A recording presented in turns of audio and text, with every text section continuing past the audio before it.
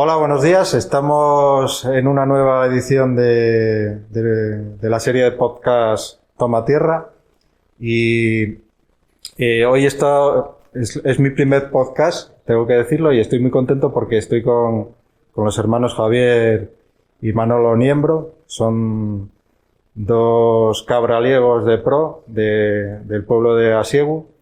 Y bueno, vamos a hablar un poco, yo creo que por donde derive la conversación, ¿no? En principio vamos a hablar del medio rural, del futuro del medio rural, de la tecnología en el medio rural, que para eso somos un centro tecnológico nosotros, pero como les comentaba a ellos antes, un poquitín antes de empezar esta charla, que la conversación derive un poco por donde quiera derivar, ¿no? Y daros las gracias a los dos por el esfuerzo de venir un día por semana hasta aquí, desplazaros por la mañana, con la cantidad de obligaciones que tenemos todos y que tenéis vosotros sobremanera.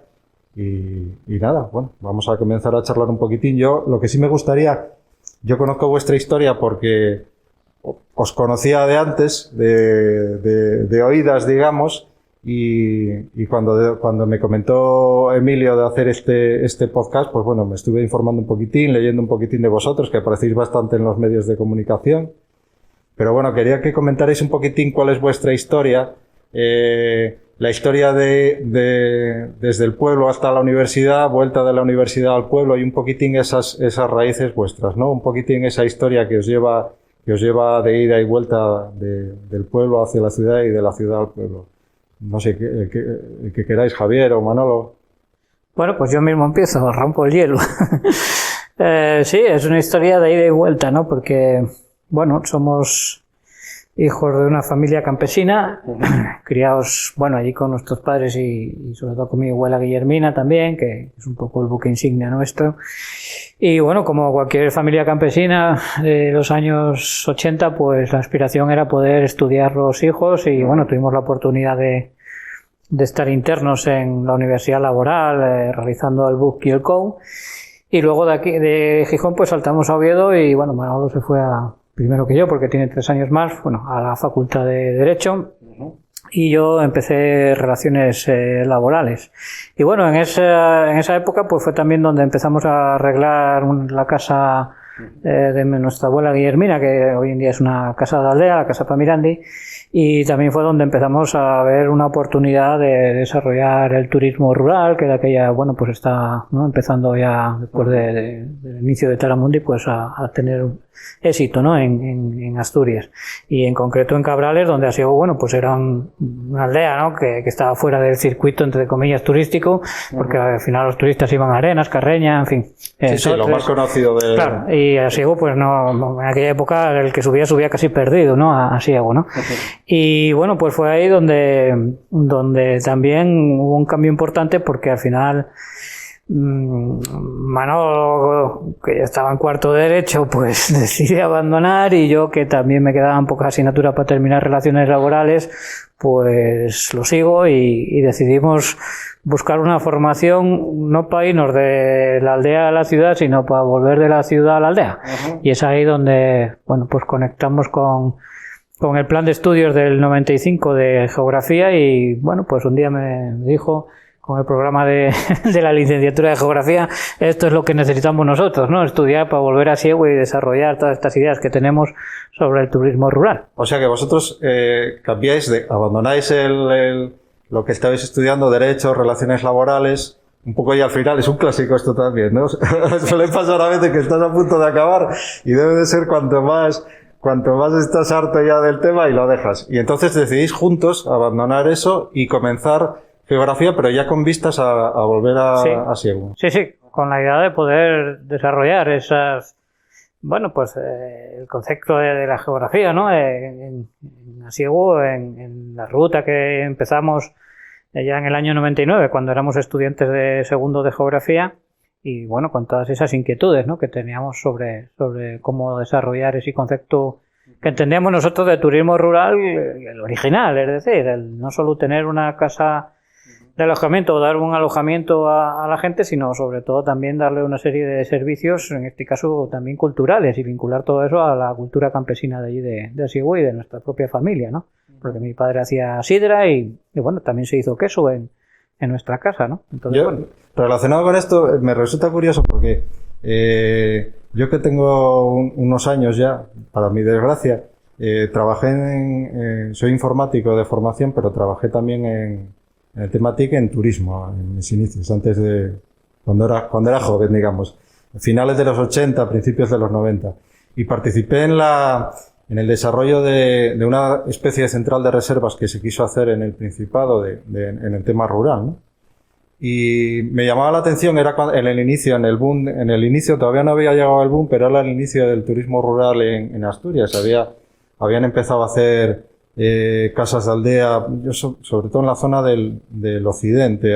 Estaba el hermano de Antonio Trevín, que tenía un par de casas familiares en los Oscos, bueno, por esa zona, pero también por el oriente. Y a mí me tocó, pues estaba de becario, digamos, ir instalando los terminales y el tema de la central de reservas. Y me llamaba la atención que yo, cada vez que ibas a una casa de aldea, era normalmente regentada por una persona que era de origen familiar esa casa, o era suya, o era de sus abuelos o de sus padres.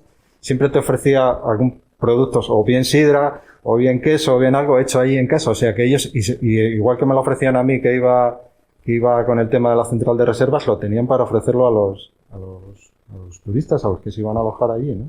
Es un poquitín también el modo integral de entender el turismo rural, ¿no? Que me comentabas ahora. Sí, sí.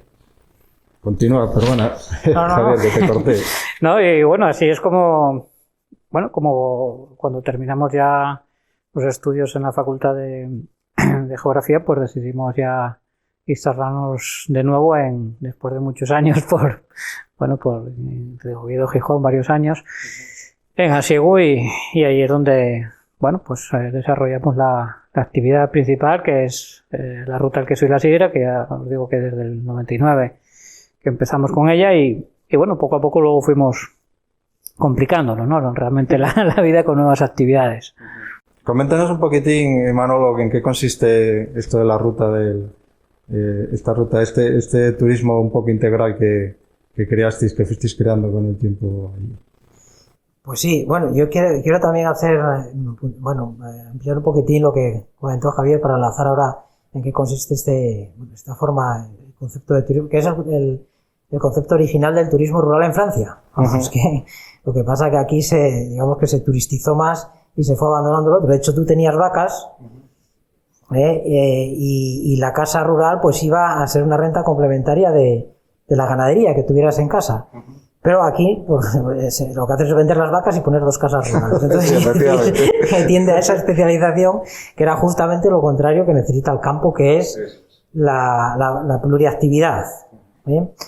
Entonces, en relación con la formación que tenemos, la que se nos da a nosotros y que nosotros mismos asumimos sin ningún espíritu crítico, simplemente tiramos para adelante, es aquella que nos permita salir del campo, que nos permita tener una formación para trabajar pues en la ciudad o en el mundo urbano en general, industrial, etcétera.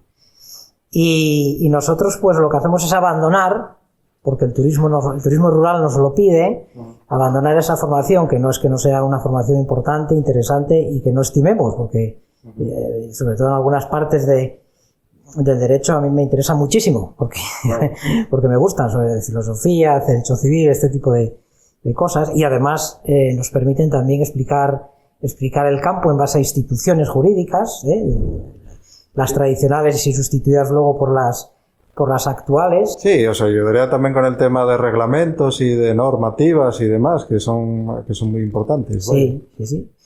Y entonces, ¿por qué optamos por geografía?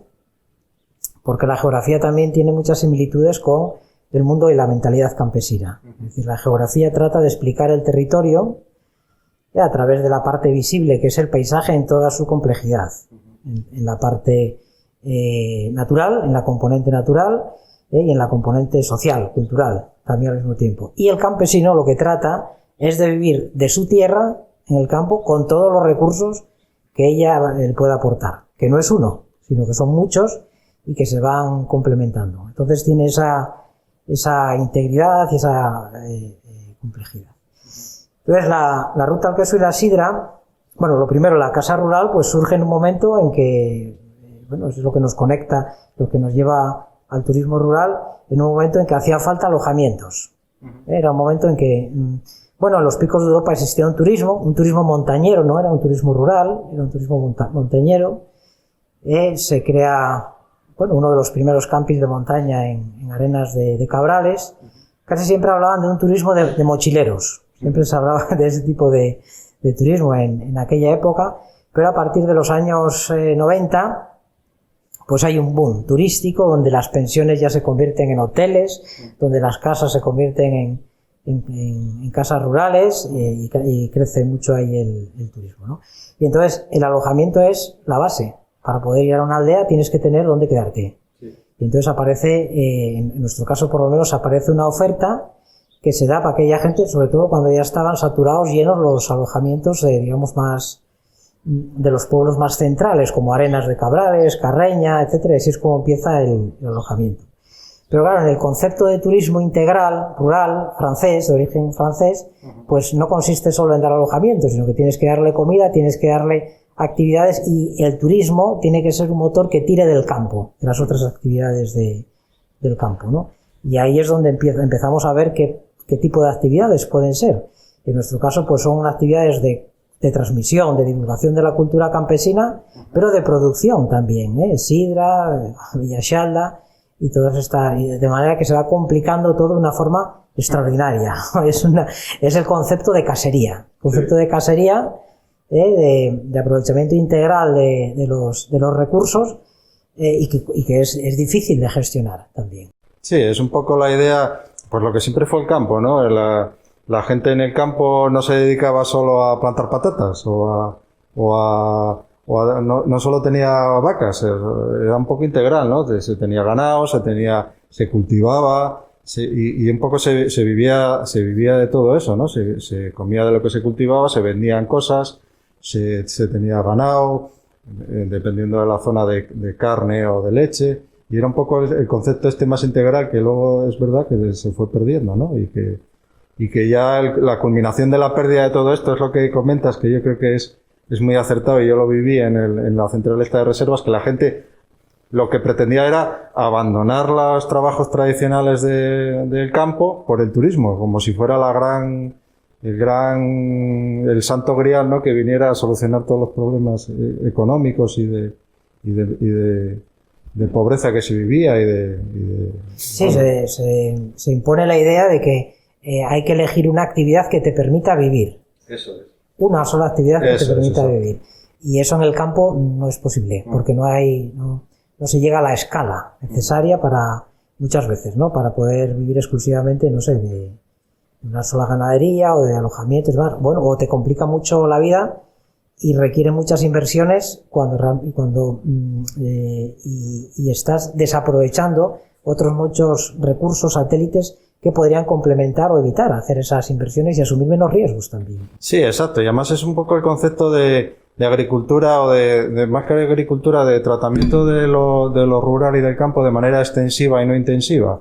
Si tú piensas en una ganadería, o piensas ganadería o agricultura intensiva, sí que puedes pensar en yo me voy a dedicar a plantar no sé qué, tengo 10 hectáreas de tal y me dedico a esto. Pero claro, yo creo que ese no es el concepto adecuado. Si vamos a un tema extensivo de cuidar los productos, de irnos a un tema, pues bueno, todo lo que conlleva lo ecológico, lo de tratar el medio ambiente, es complicado tener dedicarte solo a una cosa, ¿no? Yo creo que este modo integral de ver las cosas, yo creo que es el adecuado. Sí, la idea que se tenía cuando España entra entonces en la Comunidad Europea, pues era que había que estar preparado para entrar en la Comunidad Europea. Y estar preparado significaba no tener 4 vacas y sembrar patatas, sino tener 20 vacas y ordeñar muchos más litros de leche. Sí. Y esa mentalidad es la que se impone, con lo cual, es decir, si antes vivían 10 familias en una aldea, a partir de ahora, como no hay terreno suficiente, viven 3 familias, ¿no? Y es lo que Claro. La fuerte reconversión que se produce y la mentalidad a la que da lugar, ¿no? Totalmente. Que luego es una mentalidad que nos lleva a la situación actual, ¿no? Sí, totalmente equivocada. Además, yo tengo que decir, yo viví eso en primera persona. Yo hice un poco vuestro camino, pero de ida, vuelta y luego ida otra vez. Yo vengo de familia de, bueno, pues como la mayor parte de la gente en Asturias, ¿no? Que no tenía un abuelo, que tenías pueblo, digamos, ¿no? Venías, en este caso de la parte de mi padre era en la zona central, tenía un pueblo venía de un pueblo cerca de Graz, y somos la generación, los hijos de los que emigraron, ¿no? De los que se fueron del campo. Mi padre con 18 años marchó a trabajar a Ansidesa como la mayor parte de aquella vez, o iban a Ansidesa o a la fábrica de armas de Trubia. Y nosotros, cuando teníamos 18, 19 años, mi hermano, yo, mi primo, pues decidimos embarcarnos en el tema y vamos a volver al campo, ¿no? A la casa en la que estaba mi abuela solamente ya, y vamos a hacer algo y tal. Entonces, pensamos que con esa idea equivocada de un monocultivo que nos va a proporcionar dinero y no sé qué, nos pusimos a plantar fabas y tal. Claro, es lo que decís vosotros, ¿no? El concepto este de cultivar, dedicarse a una sola cosa es totalmente equivocado, es erróneo. Además, nos dimos la verdad que estuvo muy bien la experiencia, estuvimos 2 años, yo la recuerdo con mucho cariño, sobre todo por estar con mi primo, con mi abuela, con el conocimiento que te da también el participar el ser agricultor en cierta medida, ¿no? Y todo eso, pero económicamente es un desastre, quiero decir, ¿verdad? Al final, pues un año malo te viene sequía, no sé qué, no te da tal y bueno. Es curioso porque justamente nosotros empezamos también, la primera actividad que emprendimos fue plantar faves en una tierra, allí, antes te acordarás, allí en la tierra escalina, que era una finca que era familiar, y me acuerdo que nos decían que estábamos plantándolas al revés, ¿no? Porque los riegos no era lo mismo plantar patatas que plantar faves. Claro. Porque las patatas no crecen casi, crecen muy poco y las faves crecen a la altura. Sí. ¿Y qué razón tenían aquellos viejos que nos decían, estáis haciéndolo al revés? No, que aquí es mejor para el tractor, decíamos, ¿no? Sí. Hasta que cuando estaban las faves a tope, casi a punto de recogerse, en mes de septiembre vino viento del oeste y nos tumbó todas las faves y perdimos toda la cosecha porque empezó a llover y fue imposible recuperar. A nosotros nos vino al revés, lo que no vino fue la lluvia, vino una seca muy grande y entonces claro, se fastidió el tema. Y es un poco también el tema, lo que hablas ahora es muy interesante, de ese orgullo que teníamos los regresados, digamos, de decir, esta gente del campo atrasados, claro, no saben hacer las cosas, me van a decir a mí cómo se hacen y tal. Y nosotros, mi hermano, mi primo y yo caímos muchas veces en ese error de no hacer caso, digamos, a la gente que había hecho eso durante generaciones y generaciones, ¿no? Y oye, es cierto que pueden mejorar las cosas y se pueden mejorar de muchas maneras y luego hablaremos también por medio de la tecnología. Pero, oye, algo sabrán, ¿no?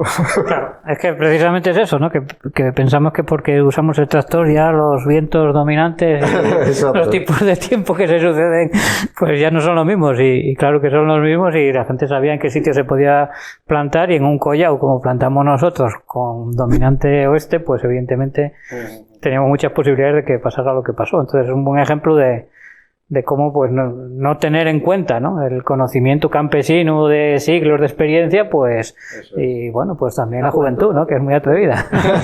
Sí, es que casi lo que se hacía era adaptar las fincas a la maquinaria. Eso es. En vez de la maquinaria a las fincas. Que traía un tractor más grande de lo que cabía por el escaleyes y entonces, claro, las cosas no funcionaban. Y ahora el reto ahora es el contrario, es decir, es hacer máquinas, entiendo yo, suficientemente inteligentes como para que aprendan de la realidad y se adapten a esa realidad y la... Exacto, yo creo que el concepto es eso, que la adaptación al medio que hay. Un ejemplo muy bueno es el de nosotros cuando plantamos las fabas, plantamos en altura, plantamos en cuerda, con postes de madera y alambre. Y montamos un entramado de alambres y cuerdas tremendo de 2 hectáreas que teníamos ahí.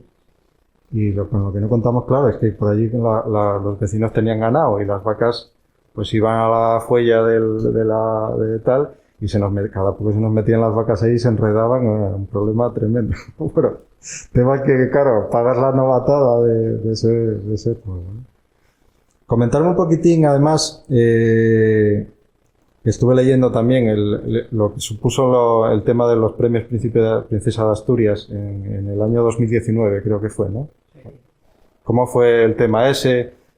Vosotros, de alguna manera, fuisteis los tractores o los impulsores de esta iniciativa. Contarnos un poquitín qué supuso para el pueblo también. Pues mira, nosotros no fuimos los que, de hecho, habíamos recibido muchas veces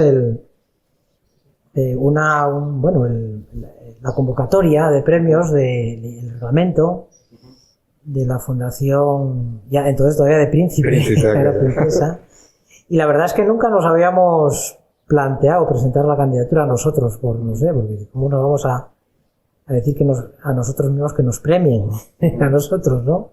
Y entonces partió de la universidad, de un departamento de la universidad, del CECODE, es un primo nuestro que está trabajando allí, que trabaja ahora de profesor de geografía, y es el que dijo que que había memorias aquí, que lo estaba viendo y que había que presentar y tal, y se empeñó. Entonces pidió colaboración y colaboramos nosotros en la redacción de la memoria, junto con unos alumnos de geografía, nosotros y más gente.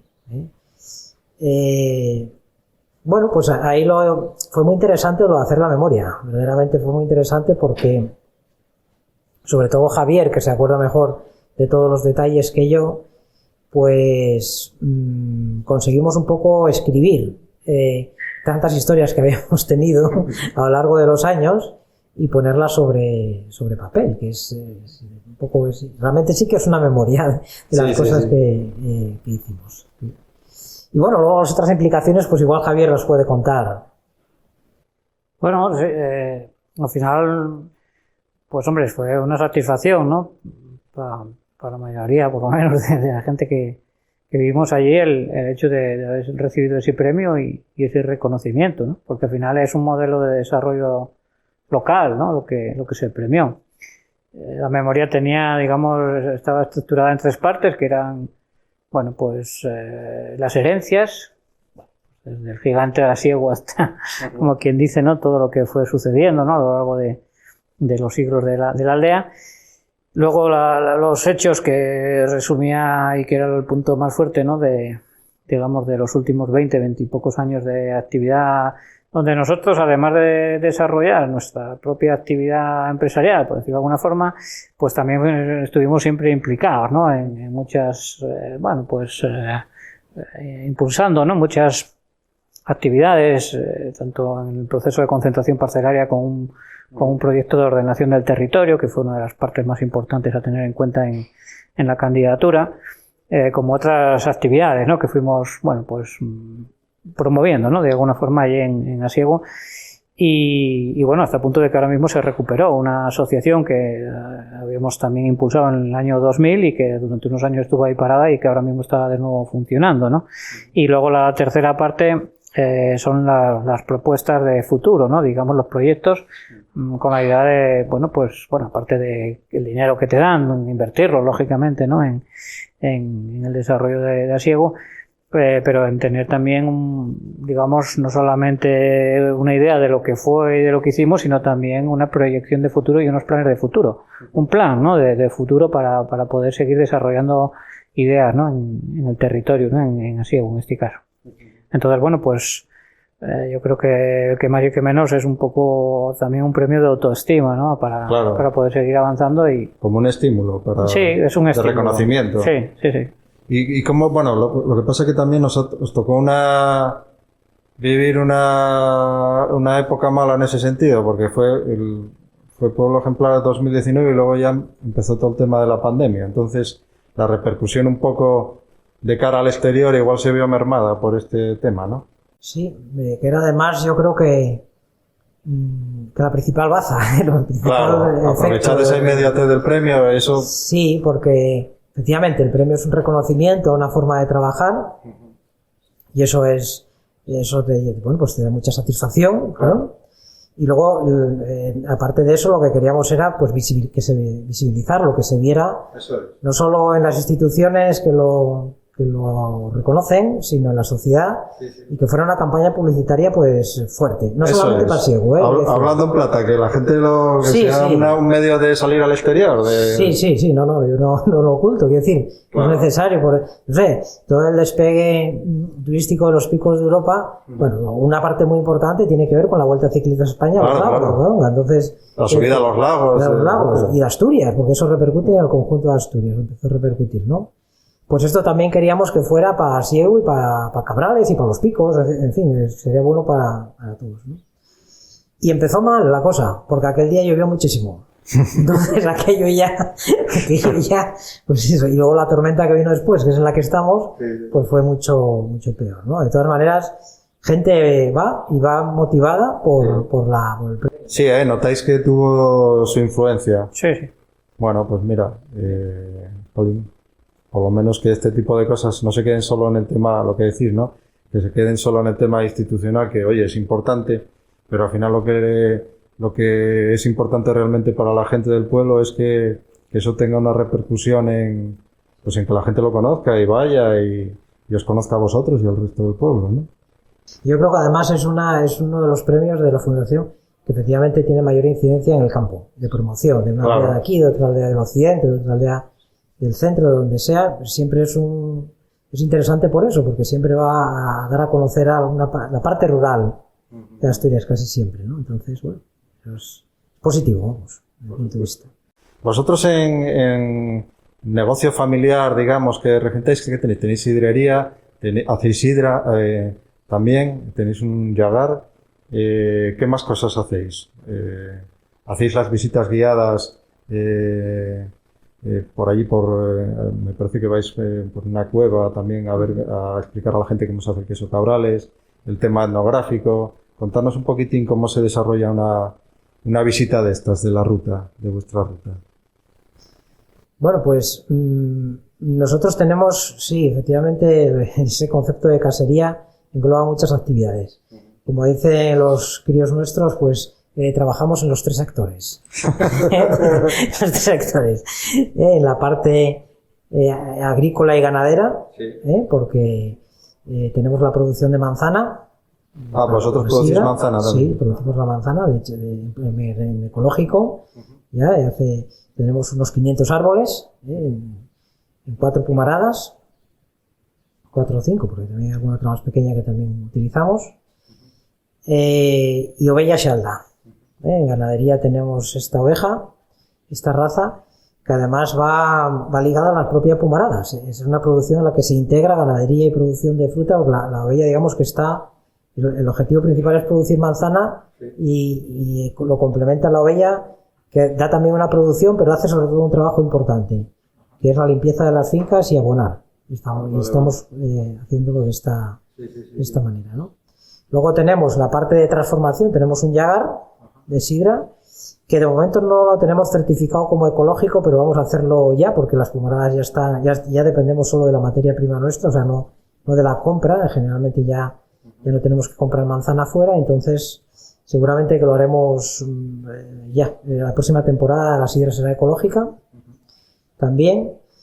Y después tenemos la parte de turística, digamos, o comercial en general, que es la casa rural, que es el Chigre, sidrería Casa Niembro, restaurante, y luego la ruta al queso y la sidra. Yo creo que Javier mejor que explique lo que es un poco la ruta al queso y la sidra, ¿no? Que es digamos que es un poquitín el motor de todo. Sí. Bueno, la ruta al queso y la sidra fue la primera actividad, como ya comentamos, pero luego se fueron sumando las actividades agroganaderas. Primero agrícola, porque realmente como mi padre hacía sidra y nosotros al final... O sea, que no es un invento vuestro, quiero decir, eso era una tradición en sí, la familia. hace más, bueno, pues igual 25, 30 años, ¿no? Más o menos que Manolo se empeñó y convenció a mi padre, ¿no? Bueno, sí, pero bueno, fue ahí donde empezamos, ¿no? A hacer sidra y a venderla ahí en el Chigre y tal. Y bueno, luego mi padre ya nos cedió el yagar y entonces, bueno, nosotros decidimos que necesitamos tener, lógicamente, una materia prima en las tierras de la familia para poder abastecer ese pequeño llagar. Y claro, esto no es algo que surja así de repente, ¿no? Que, digamos, vas y compras las pumaradas, ¿no? Sí, sí, hay que poner, digamos, el plantón y luego esperar. Y tiene de su tiempo, sí. Claro, llevamos pues 14, 15 años, ¿no? Trabajando en el objetivo de conseguir tener el 100% ya definitivamente, tanto los años de mucha cosecha como de poca, de manzana ecológica con variedades de la denominación de origen para poder depender solamente de nuestra pumaradas para poder hacer la sidra, incluso hasta vender, ¿no? Si nos sobra algo de manzana. Y bueno, pues la ruta precisamente se hace valer, ¿no?, de dos actividades importantes en el medio rural, como son la producción de sidra y la producción de queso, en este caso queso de Cabrales. Y bueno, durante todos estos años colaboramos con una quesería de allí de Asiego, de otra familia de allí, que nos dejaban visitar la quesería, y luego recuperamos también una cueva tradicional para poder madurar allí una pequeña cantidad de queso que luego usamos en las degustaciones o incluso en la venta. Y bueno, de esa forma pues empatamos, digamos, quesería, cueva y llagar como principales puntos, digamos, de interés desde el punto de vista de la industria agroalimentaria, ¿no?, vinculados a esos productos, pero en el recorrido de unos 2 kilómetros que empatan, digamos, esas infraestructuras, pues lo que hacemos es hablar de la geografía de Asiego y de Cabrales y de Picos en general. Contar un poco la historia y la historia geográfica del paisaje que estamos viendo, ¿no? Y claro, bueno, y también cómo fue evolucionando desde que nuestros abuelos trabajaban en cuera haciendo queso hasta cómo se hace ahora, ¿no? Y hablando de nuestra propia actividad también, porque hablamos de cómo trabajamos la pumarada ecológica, pero también cómo luego en el 2008, porque realmente las pumaradas empezamos a plantarlas en el 2004, 2005, pero en el 2008 incorporamos al ejército, entre comillas, de Huellas y Alda para trabajar. a que limpiar aquello y... Sí, adaptándolo, porque todo tiene su trabajo y bueno, es una forma también de diversificar y de tener una carne ecológica producida por nosotros, que luego es uno de los platos estrella también del restaurante Casa Niembro, que es una de las últimas actividades que tuvimos que hacernos cargo cuando mi madre se jubila en el 2011, y que evidentemente pues cerrar el Chigre era como cerrar el pueblo, ¿no? Entonces, sí, bueno, pues también asumimos un poco, sí, la necesidad de mantener esa casa abierta, ¿no?, necesaria en una aldea. Cuando llegas, pues si no hay chigres, como sí, que no hay donde ir, si no hay donde dormir y no hay donde comer, entonces... Claro. Y o donde hablar con la gente o reunirte y demás, ¿no? Es como un centro social, un chigre funciona también así, ¿no? Y bueno, también ahí nos especializamos, gracias a la mujer de Manolo, que es la cocinera, que es celíaca, pues en la comida sin gluten, lo cual nos dio cierta... Eso es algo que me llamó la atención y que enlaza un poco con...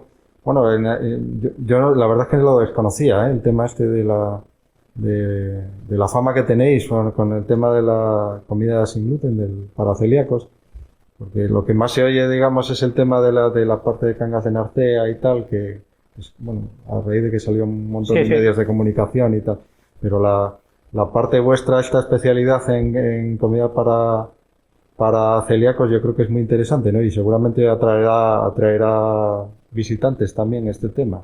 Muchos, sí. Sí, Sí, de una debilidad, digámoslo así, porque al final no deja de ser, bueno, pues un problema de salud, ¿no? Al final, que bueno, en el caso de Clara curiosamente la mujer mía también es celíaca, aunque no trabaje con nosotros allí en el restaurante, y bueno, los hijos de Manolo, los dos son celíacos también. Entonces, bueno, pues cuando nos hicimos cargo del Chigre, porque mi madre se jubilaba, como ya os comenté, pues claro, había que buscar una forma también. Evidentemente los chigres antes, como suelo decir yo muchas veces, pues eran lugares para vender productos de fuera a los de dentro, y ahora tienen que ser casi lugares para vender productos de dentro a los de fuera, ¿no? Efectivamente. Es lo mismo, pero dándole la vuelta, ¿no? Antes la gente iba allí a comprar el azúcar y el aceite, y ahora pues vienen al Chigre así, a beber nuestra sidra, a comer nuestra carne y a darle el producto local. Eran los ultramarinos del pueblo y ahora pasa... Exactamente, pero bueno, pueden ser y se pueden reconvertir, ¿no? Porque la gente por comer anda kilómetros, y al final si tú le das algo singular y diferente,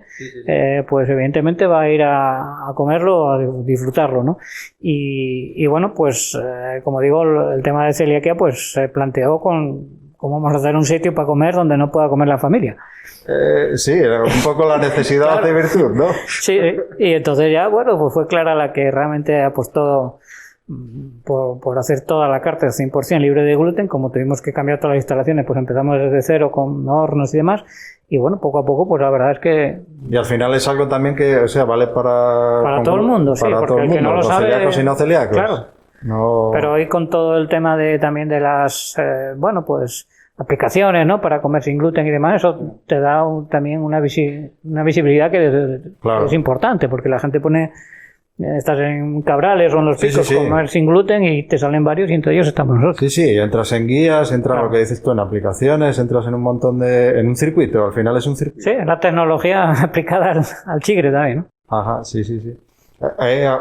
Abundando un poco en el tema de la bella salda que decíais y tal, de alguna manera también lleváis el tema del pastoreo, ¿no? Yo creo que leí que, bueno, estáis muy interesados en el tema en este, bueno, es un poco lo que yo llamo el puntocerismo, ¿no? Que siempre se llama el 3.0, el pastor 3.0, la cabaña 3.0 y demás.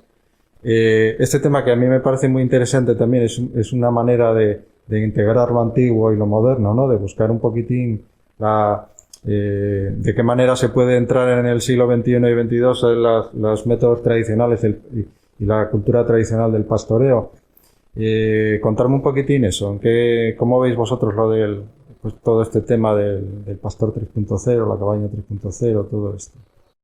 Bueno, pues mira, fue un cliente de la Ruta del Queso y la Sidra, de Mallorca, el que me habló de ello. Me habló de ello, que él tenía unos caballos en una finca allí en la isla, que controlaba con un collar, una señal cada cierto tiempo, y que veía la posición que tenían los caballos en el móvil, en cualquier sitio donde estaba, era para controlar el ganado. Y entonces, pues digo, bueno, yo tengo unas ovejas ahí arriba, se ve dentro del itinerario de la ruta, se veía el monte Picutiero, donde están en la Sierra de Cuera, donde están las ovejas, ¿no?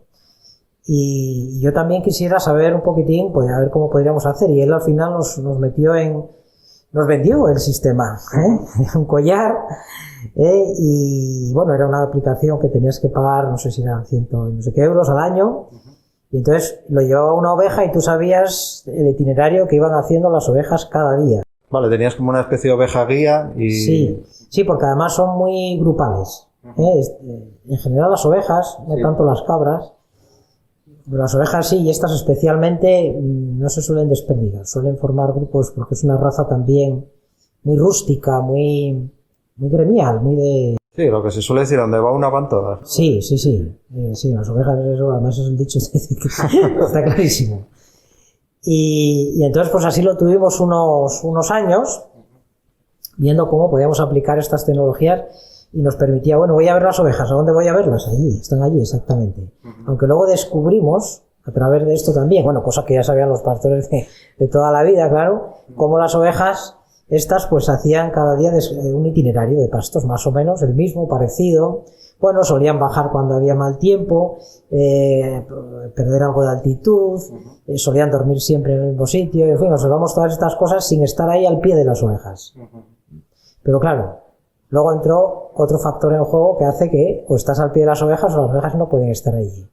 Y fue, bueno, que el tan controvertido y polémico tema de los lobos. Los lobos, las ovejas y tal, que aprovechan muchos para decir que ese es el mal que tiene el campo y que el campo desaparece por los lobos. Es mentira. O sea, los lobos serán un inconveniente, etcétera, pero no es la causa de que todo esto se venga abajo. Hay otras muchas cosas. Quizás uno de los síntomas, el lobo, más que el problema, ¿no? Sí, porque el lobo gana territorio cuando lo cede el pastor, muchas veces. Entonces, y claro, esto es un tema que, en fin, en cualquier lugar que lo saques va a ser polémico. Si lo sacas hablando con pastores, pues van a decir que eres un pro lobos.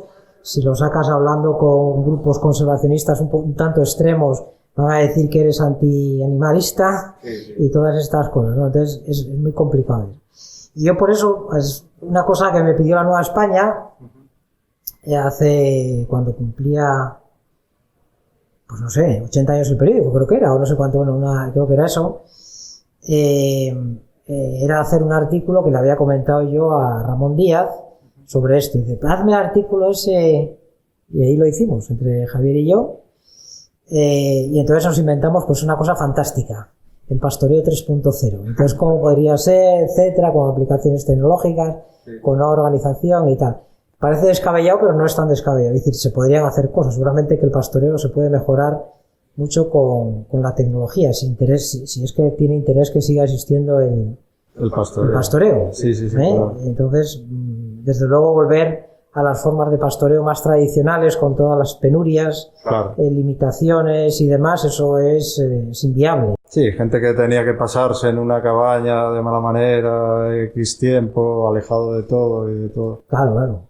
Y luego, si quieres aprovechar el monte, pues ese recurso del monte, pues seguramente que se puede hacer con nuevas formas de organización, de trabajo, de cooperación. Sobre todo el pastoreo yo creo que tiene que ver, aparte de con la tecnología, mucho con la organización colectiva. Sí, lo que hablábamos un poco antes de entrar, que la tecnología al final sea un facilitador y una ayuda, pero el concepto del proceso en sí del pastoreo y de cómo tiene que ser, pues es lo que comentas, ¿no? Tiene que estar vinculado a lo comunal, a la cooperación entre gente y demás.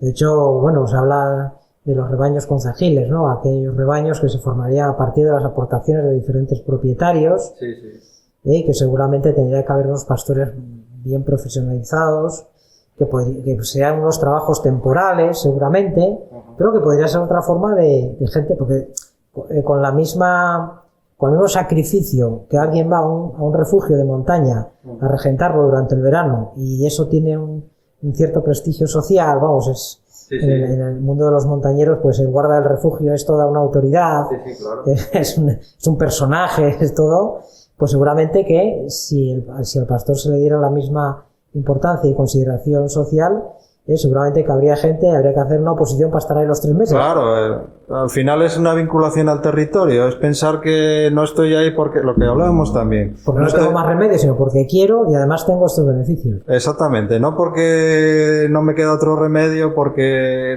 no estudié o porque no tuve otra posibilidad y me tengo que ir a cuidar ovejas al monte, sino porque el ejemplo que ponías del guarda yo creo que es muy bueno, ¿no? Es una persona con prestigio, que tiene prestigio entre el gremio entre la gente que va a la montaña, es muy, muy indicativo.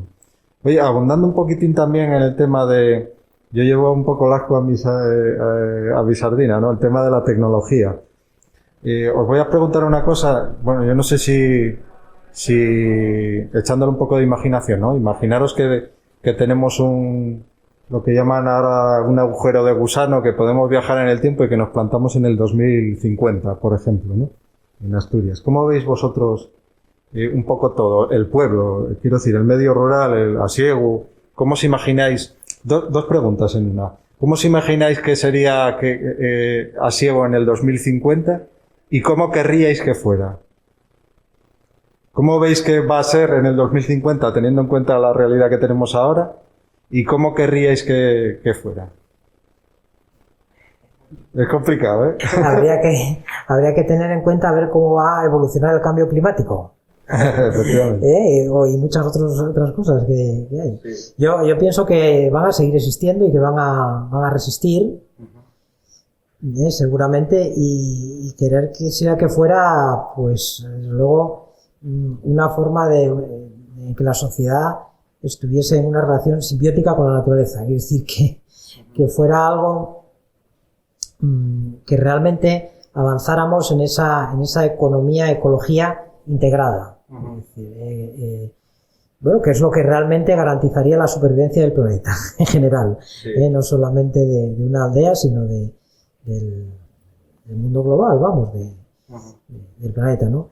Y yo creo que eso se logra con mucha educación, con formación, con tecnología y también con valores. No solamente es educar a la gente en el manejo de las herramientas tecnológicas, sino los objetivos, que son valores. Es decir, aquí tenemos que vivir aquí conservando el potencial productivo. No tenemos que estar aquí viviendo para explotarlo y dejar luego esto como un espacio yermo para los que vienen detrás.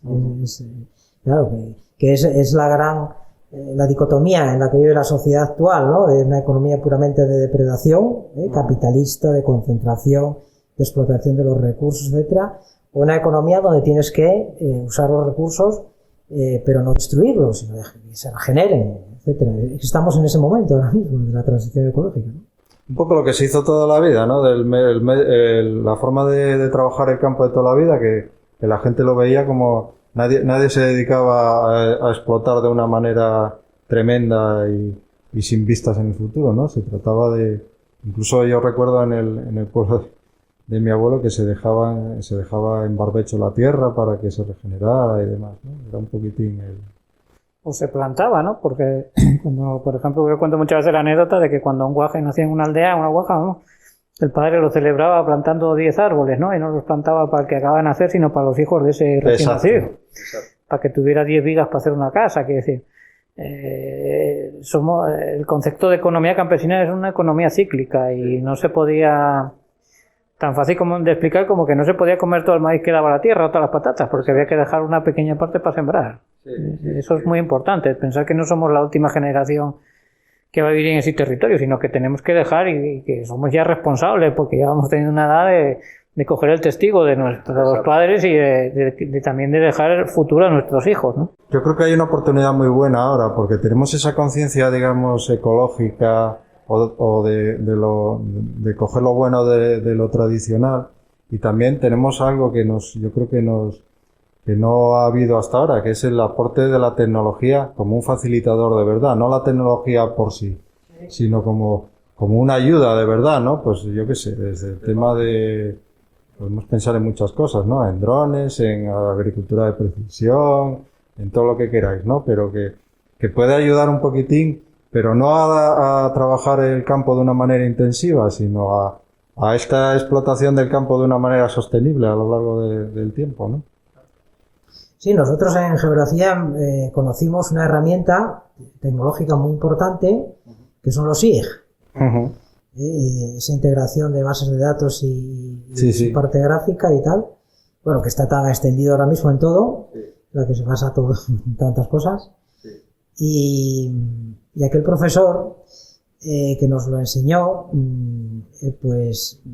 sea, que nos introdujo un poco en ese medio, ya nos lo decía, la importancia de ir recopilando datos y georreferenciarlos. Uh-huh. Y yo creo que esa sería una herramienta muy importante para gestionar una casería, por ejemplo, o para gestionar una aldea entera, el territorio en general. Ir haciendo una especie de big data territorial, ir teniendo toda esa información, porque estas cosas que son tan abundantes, tan complejas, te permitirían tomar decisiones exactamente, una vez más acertadas. Lo que necesitas primero es tener los datos. Tener los datos para no olvidarlos, porque muchas veces es lo que nos pasa. Es un episodio que sucedió en un momento determinado, lo olvidas y vuelves a cometer el mismo error haciendo la misma maniobra, de tal manera que si todo esto no se olvidase nada, y más se olvida ahora que antes, porque antes se conocía, antes la gente lo que tenía era un conocimiento del territorio preciso. Y eso lo refleja muy bien la toponimia. Exacto. Cuando tiene nombres cada calella, cada piedra, cada árbol, etcétera, es porque hay un conocimiento absoluto. Si no conocías nada del de más allá, cero, ahí no conozco. Además, lo decían los países, ahí no conozco, pero lo mío lo conozco. Pero nosotros ahora ya perdimos ese conocimiento. Entonces, la forma, y de hecho yo estoy intentando hacer algo así con la toponimia, es recoger todos los topónimos y situarlos en la localización precisa, porque te da mucha información acerca de los usos o de las características del territorio, y no olvidarlos, y todos los datos nuevos que se vayan generando y asociándolos. Esto sería muy interesante. Sí, una zona, un determinado paraje, una determinada algo del territorio, si tiene un nombre determinado es por algo. Hablábamos hace poco, tuvimos una conversación con dos hermanos también muy vinculados al tema hablando del tema del lobo, que precisamente una de las maneras de saber cuál era la ruta del lobo, digamos, es por la toponimia. Digamos, hay muchos, tú si vas a un pueblo determinado y una tal se llama La Lloba, no sé qué, sabes que por ahí, es raro que por ahí no haya pasado de manera tradicional el lobo, ¿no? Y relacionado también con esto, nos comentaban esta gente que una manera, no sé si de solucionar el problema, pero de abordar el problema del lobo es tener, lo que decís vosotros, tener información de qué es lo que hace el lobo, por dónde pasa, pero no para acabar con él, sino para... La manera de solucionar los problemas es saber a qué nos enfrentamos y de qué manera se puede tratar, ¿no? Y eso solo se puede hacer con información. Efectivamente, para poder protegernos. De hecho, una de las herramientas que proponemos en el Pastor 3.0 es ese SIG, en el que están metiendo permanentemente información acerca de lo que pasa en ese monte en el que estás pastoreando. Sí. Yo soy paso luego por tal parte. De hecho, uno de los topónimos así que la pasada. Sí. La pasada es porque pasa alguien por allí y seguramente que se referiría a alguien que no a lobo muchas veces. Tiene la pasada por ahí, entonces sabes que por ahí igual es donde no tienes que estar cuando él pase. Sí, exactamente. No se trata de tener esa información para decir, pues voy a ponerme ahí a apostarme para cargármelo cuando tenga, sino para poder actuar o ver de qué manera podemos conjugar un poquitín la labor del pastoreo, el tema del lobo, el turismo ecológico, un poco todo, que yo creo que podemos vivir todos y hay sitio para todos. Sí, no, además, bueno, el lobo es uno de los componentes del ecosistema. Claro. Y refleja la calidad del ecosistema, que esté completo, y si tú no lo, si consigues que no ataque al ganado, porque no tienes sistemas de protección del ganado, va a controlar otras especies silvestres que se pueden disparar, sino también. Sí. Es decir que bueno, es el concepto de sistémico de la naturaleza y del territorio como lugar también de donde se vive, donde se produce. No hay componentes que no se pueden eliminar ningún componente. Todo está relacionado. Todo está relacionado, exacto. Y hay que tener datos para poder actuar. Bueno, me parece, estamos ya, creo, terminando, que nos queda poco tiempo. Pero bueno, yo quería haceros alguna pregunta más.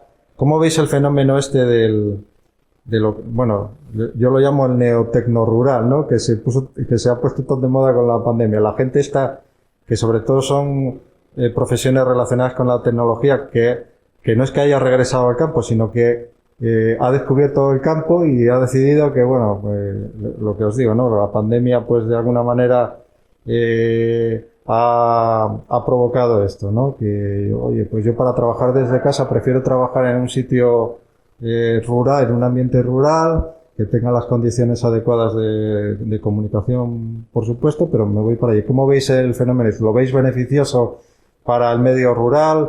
¿Lo veis un poquitín que tiene sus problemas o que tiene sus inconvenientes? ¿Cómo lo veis?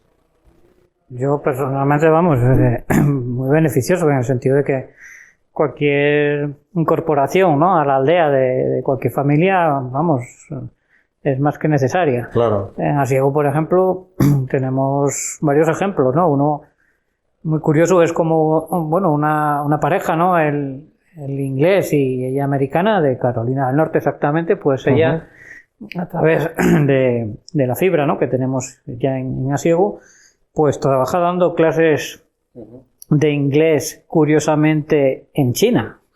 Está dando clases de inglés a los chinos, pero no solamente está dando clases de inglés a los chinos desde Asiego, es que también los críos de Asiego, que si lo quieren a sus padres, pues están recibiendo clases de inglés in situ, ¿no? Es decir, desde una cría pequeña Vega que tiene 4 años hasta el mayor de Manolo Ocean que tiene 12, pues hay 4 o 5 críos, entre ellos también el mío, que reciben clases de inglés de esta moza, y que curiosamente pues lo hacen también de una forma casi como era la institución libre de enseñanza, muchas veces aprovechando el buen tiempo para salir por el pueblo, jugando e incluso digamos aprendiendo unos de otros, porque ellas hablan en inglés, ¿no?, en este caso, pero también ellos le van enseñando pues los sitios que hay en Asiego, los topónimos de Asiego, las actividades de Asiego. Ella está aprendiendo con los críos y los críos están aprendiendo con ellos. Eso sí que es, como dicen ahora, eso sí que es un win-win, ¿no? Ahí ganan todos. Sí. Sí, yo también, la verdad es que lo veo beneficioso, ¿no? Yo creo que es una manera de, hombre, se verá con el tiempo, ¿no?, pero de asentamiento de población, de de traer gente al campo. Luego veremos qué conlleva todo esto, ¿no? Y habrá casos y casos, y gente que entre y que se integre en el entorno, y gente que Claro. no se integre tanto, que será lo... Sí, sí, sí. No, eso es verdad. En el caso de esta moza en concreto y de su pareja, pues están totalmente integrados hasta el punto de que todavía el viernes pasado hicimos una sexta feria para arreglar una pista de acceso a una braña, a Tebrandi, y ahí estuvo tirando de pico y pala y encantada de poder participar allí. Era la única mujer que había entre los 19, 20 personas que habíamos allí, y encantada de poder hacer esa actividad física y sobre todo de participar en la cohesión social, ¿no? Tan importante, ¿no? Claro, en formar Sí, parte de la sí, comunidad. en formar parte de la comunidad, es decir, sí, porque hay mucha gente que entiende el campo como un lugar aislado que no quiere saber nada, ¿no? Con la comunidad local, la ignora, incluso hasta la desprecia, ¿no? Yo estoy aquí viviendo, pero no quiero saber nada. A eso me refería antes, ¿no? Ese tipo de gente que llega al campo y dice, bueno, Claro. pues yo me vengo aquí para estar solo, no para estar con nadie, Claro, porque pero quiero es que estar solo. eso es lo mismo que el inglés, ¿no? Muchas veces que todo tiene que estar en inglés, ¿no? Y sí, está muy bien. Entonces, los críos nuestros tienen que saber inglés, eso está claro. Pero eso no implica que no sepan asturiano, ¿no? Claro. O que puedan saber pues los topónimos como los decía su bisabuela, ¿no? Eso es, como hablaba como habló toda su Exactamente, gente es que toda la vida. son necesarios y complementarios, y en vez porque da la sensación que muchas veces hay que elegir entre A o B, ¿no? Es que A y B, las otras letras hacen una palabra, ¿no? Exacto. Y es todo eso, yo creo que es muy importante, bueno, pues las sinergias que se crean entre lo que hay dentro y lo que viene de Sí, fuera. hombre, al Que final no se repelen, que no se... todo lo Al contrario. revés, tienen que integrarse y mutuamente, pues es un buen ejemplo de esta rapaza que está encantada de poder ir por el Tarano, pues explicando lo que es un huerto o lo que es, bueno, un inavio, ¿no? Por decir algo, ¿no? Yo creo que os saco este tema porque es un poco la filosofía de este centro, ¿no? De donde estamos, de Peón. Yo quiero la integración un poco...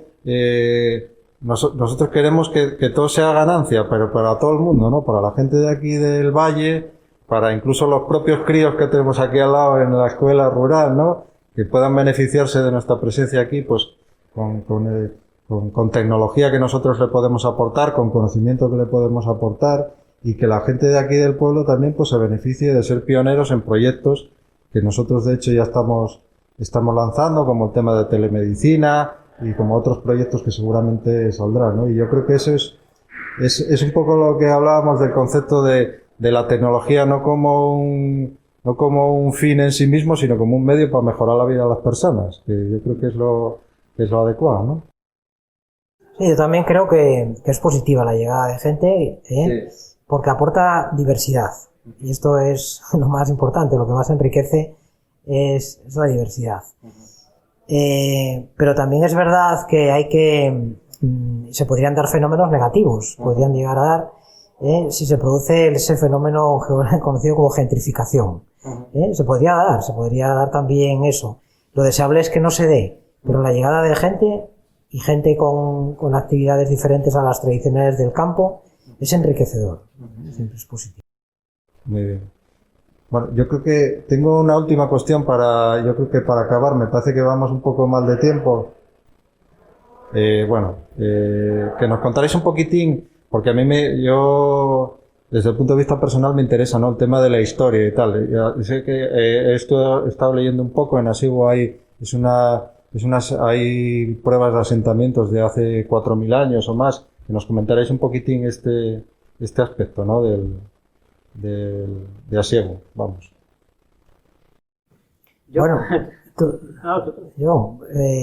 Bueno, digamos que lo más relevante sí que Asiego aporta al Museo Arqueológico de Asturias son una colección de 12 hachas de la Edad del Bronce, que es un depósito, se conocen como el depósito de Asiego, que aparecieron allí en un monte que se llama el Tárano. Es un topónimo que además es muy elocuente porque es un topónimo prerromano y que indica la presencia de divinidad, de Dios, el Dios del rayo, parece ser que es el Tárano, ¿no? Y a partir de ahí pues hubo algunas otras informaciones, como es la leyenda esta del gigante de Asiego, que parece ser que tal vez cuando se encontraron esas hachas, probablemente fuera ahí donde se debió de encontrar un enterramiento también de la Edad del Bronce, de un guerrero, que está recogido en los apuntes de Sebastián Soto Cortés en el diario, junto con un ajuar, que no se sabe con precisión si fue allí en el Tárano. Se supone que sí, aunque no se llegó a identificar exactamente el lugar donde, nosotros no sabemos exactamente dónde estaba ese enterramiento, ¿no? Y luego incluso hay una leyenda también de un historiador romano, de Suetonio, que decía que en un lugar de Cantabria, para los romanos estábamos dentro de Cantabria, al final son los romanos los que nos ponen los nombres, y donde hay en un monte, donde hay un lago, cayó un rayo y aparecieron 12 hachas de bronce. Esto también lo cuenta Fernando Fernández en un blog que se llama Ahora la Pluma. Es un escritor, un poeta mexicano, pero con ascendientes de Asiego, que de hecho escribió un libro, Oriundos, muy interesante, donde coge unos cuantos personajes de una foto de la escuela de 1925 y cuenta lo que fue de ellos a lo largo de su vida. Como la historia de los personajes. Sí, Oriundos se titula el libro. Y él es el que cuenta esto también de lo de Suetonio, ¿no? Entonces, bueno, pues sí, no hay un castro, como ocurre en el occidente, que se conservan perfectamente, pero sí hay estos hallazgos que... Yo creo que es un aspecto que está poco, iba a decir explotado, que no sabemos aprovecharlo bien en general en Asturias, que es el tema de la historia y del gran patrimonio que tenemos, ¿no? Yo muchas veces que oyes hablar o oyes en películas de estos Estados Unidos y tal, que hablan de su historia del siglo del XVIII, el XVII y tal, y dices, pues bueno, esto para nosotros eso fue antes de ayer. Quiero decir, aquí tenemos un patrimonio histórico que en caso de así, 4.000 años, ¿no? Y que tienes ahí otra fuente de interés para mostrar al mundo, ¿no? Yo, si me permites, ya para terminar. Sí, claro. Precisamente, bueno, entre los proyectos de la asociación, el prioritario casi, es la construcción de una plaza mirador que tiene que llevar el nombre de Dionisio Cándido Viejo Bueno, cuyos hijos donaron en su momento, hace unos 20 y pico años, el terreno al pueblo para esa construcción de esa plaza, ¿no? Y precisamente estamos, bueno, a través de Arquitect, que es un estudio de arquitectura que hay en Posada de Llanes, que trabaja de forma totalmente altruista en el proyecto, y también con un escultor que es José Sagún, que ya tiene dos esculturas, dos instalaciones escultóricas, ¿no? en Asiego, pues trabajando precisamente en recuperar el espíritu del concello abierto en la aldea, representado en la arquitectura de esa plaza, que es bueno, pues una prolongación del actual semicircular, y donde aparecen en las ventanas, que es algo en lo que se está trabajando, los guerreros que se reúnen en torno a un tesio antiguo que había precisamente allí, que Fernando Fernández también cuenta la historia del tesio en su libro Oriundos, y que coincide también, bueno, con el entorno de la iglesia, y que pretendemos que sea no solo un homenaje al concello abierto o reunión de vecinos en la toma de decisiones, sino también a nuestra historia, claro, relacionada con el gigante de Asiego, porque curiosamente tanto en el Tárano, que está catalogado en la Carta Arqueológica de Asturias, como también justo en donde va a ir la plaza, incluso hay un fenómeno que es los vórtices energéticos, que normalmente están casi siempre dentro de las iglesias, y que eran en este caso los lugares donde se hacían los cultos, ¿no? Entonces, los picos de Europa, bueno, se conoce mucho la historia, por supuesto, de Pelayo y de esa época, pero antes de Pelayo hubo, evidentemente, muchos siglos antes, los guerreros, bueno, en aquel momento cántabros, porque hasta el 6 ya sabemos que era los cántabros, bueno, los vanidienses realmente, ¿no? Y esa historia de los vanidienses, de esa resistencia de más de 2 siglos frente a los romanos, y todo el conjunto bueno, pues de monumentos megalíticos, ¿no?, que había en picos de Europa, pues es una historia, y el propio topónimo del Tárano, haciendo referencia a Taran, ¿no?, el dios del rayo, es un buen ejemplo de esa enorme riqueza y de esos valores, ¿no?, que tenían también esos pueblos relacionados con la cultura de los árboles, de la naturaleza, de los ciclos, en fin, Pienso que, en definitiva, el territorio. Entonces, en ese proyecto, precisamente, no solamente va a ser un mirador, sino va a quedar un local en la parte de abajo que quisiéramos poder dedicarlo precisamente a reivindicar esa parte de... O sea, un frente más que tenéis. Sí, es un frente más, en este caso en el área pública, ¿no? Pero en lo común.